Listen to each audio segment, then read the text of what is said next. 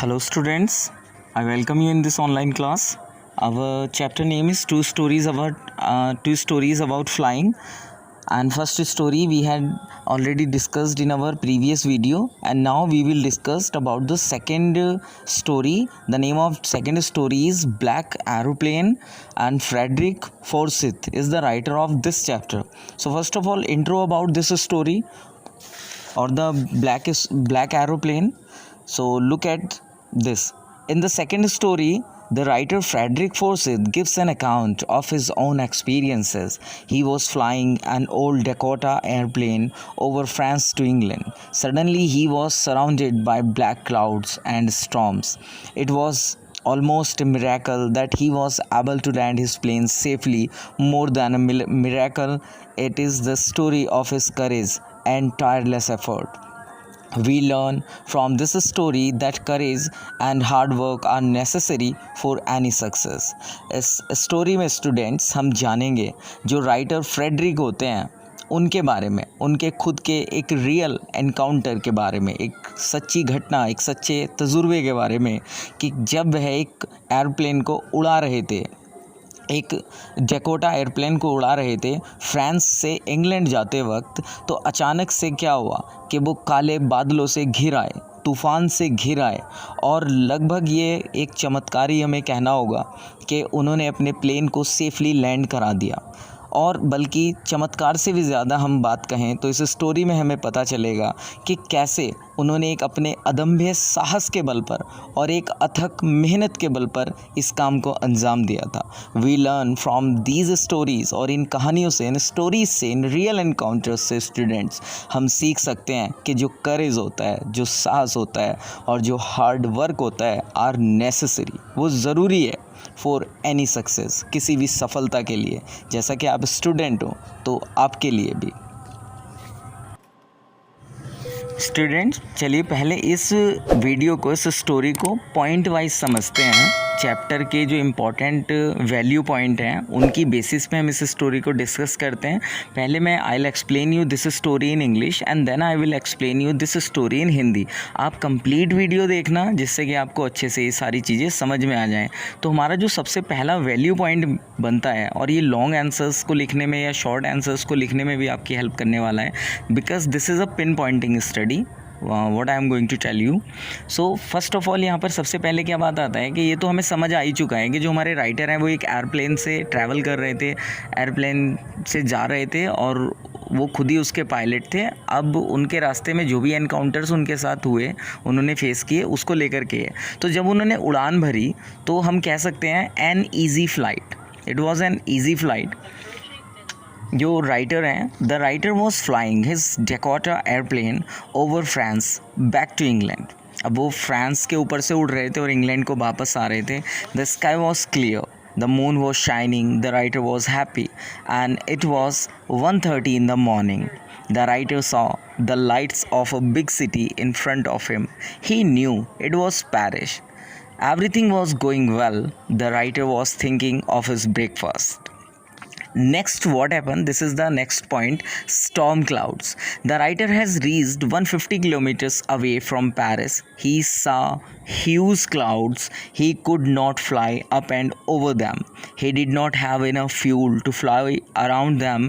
He decided to take the risk and flew the plane into the storm. And this was the second point, student. Now let's move further. The third point. Now he was completely lost in the storm, means lost in the storm. Suddenly it was dark and black all around. The plane jumped and twisted. The compass stopped working. All other instruments were also dead. He tried to contact Paris control. The radio was also dead. He was completely lost in the storm. Now, fourth point, another airplane is seen. When the writer was lost in the storm, he saw an airplane near him. The plane had no lights. It was flying next to him. He saw the pilot's face. The pilot lifted one hand and waved. He asked the writer to follow him. Following the airplane in the storm, Fifth point, the writer thought that the pilot of that plane wanted to save him. He followed that plane like an obedient child. The writer followed that plane for half an hour. Then he felt frightened. He could not fly the plane for more than 5 or 10 minutes. The plane in front of him started going down. He reached the runway safe. Now, sixth point, after reaching the runway, the writer turned to look for the pilot. He looked in the sky, but it was empty. He could not find the black airplane anywhere on the runway. The writer landed his plane. And this is the last point, a mystery. The writer went and asked the women in the control center about the pilot of the black airplane. He wanted to express his thanks. The women told him that no other airplane were flying that night. The writer was surprised and he did not know who helped him. It was a mystery for him. So student, this was the we can say that was this is the summary of your story, second story, black airplane. Now move towards the Hindi language. अब हम इसको हिंदी में जानेंगे. अब student इसको चलिए जानते हैं. जब हमारे राइटर ने उड़ान शुरू की, लेखक अपने डकोटा विमान से प्लेन से फ्रांस के ऊपर से इंग्लैंड के लिए जा रहे थे. आकाश जो था वो बहुत ही साफ था, चांद चमक रहा था. लेखक बहुत ही खुश थे और लगभग ये सुबह के 1:30 बजे का वक्त था. लेखक को अपने सामने महानगर का, एक बड़ी सिटी का प्रकाश दिखाई दे रहा था, रोशनी दिख रही थी और अब वह समझ गए थे कि यह शहर कोई और नहीं बल्कि पेरिस था. सब कुछ ठीक चल रहा था और वह अपने नाश्ते के बारे में इस वक्त सोच रहे थे क्योंकि उनको भूख लगी थी. सेकेंड पॉइंट यहाँ पर बात आती है तूफ़ानी बादल कि जब वो ऐसा कुछ सारा सीन चल रहा होता है तो कैसे एक स्टॉर्मी क्लाउड्स वहाँ पे आ जाते हैं, तूफ़ानी बादल आ जाते हैं. लेखक जब पेरिस से 150 किलोमीटर दूर आ चुके थे तो उन्होंने बहुत भारी काले ब्लैक कलर के बादल देखे. वह उन बादलों की प्रेजेंस में आगे नहीं बढ़ सकते थे और उनके चारों ओर घूमना बादलों के उनके लिए मुश्किल था क्योंकि उनके पास इतना ईंधन नहीं था. और उन्होंने, अब जब कोई ऑप्शन ही नहीं था तो उन्होंने क्या किया, उन्होंने निश्चय कर लिया कि वो इस स्टॉर्म से होकर ही निकलेंगे, इस बादलों के झुंड से होकर के ही निकलेंगे. नेक्स्ट बात क्या आती है स्टूडेंट, जब वो तूफ़ान में फंस जाते हैं तो अचानक चारों ओर उन्हें गहरा काला अंधेरा दिखाई देता है.